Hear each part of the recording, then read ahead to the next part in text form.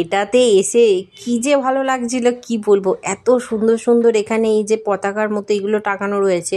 তবে এগুলোকে ওনারা যেটা মানে যে ড্রাইভার দাদা ছিলেন উনি বললেন যেখানে নেপালিরা এখানে বিভিন্ন রকম পূজা অর্চনা করে এই সমস্ত পতাকাগুলো টাঙায় বিভিন্ন মন্ত্র লিখে। তো এইটা দেখে যখন এলাম এই সামনেটা, এটা তো আরও সুন্দর। তো আমরা আস্তে আস্তে পুরো একদম নিচে থেকে ওপর অবধি এসেছি এবং আরও ওপরে যাব, পুরোটাই আপনাদের সাথে শেয়ার করব।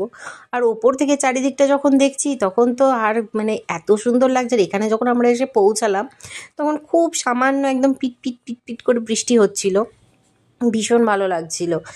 এই হচ্ছে সেই মূর্তিটা।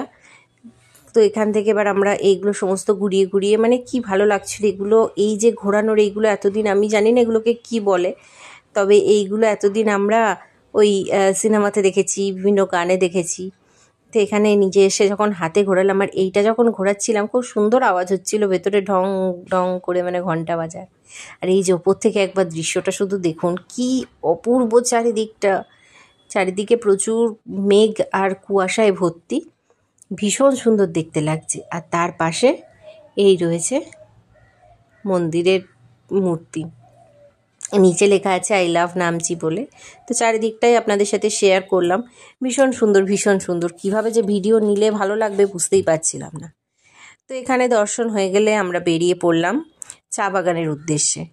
এখানে যেটা স্পেশাল চা বাগান টেমি টি গার্ডেন, আমাদের সাউথ সিকিমের একটা অন্যতম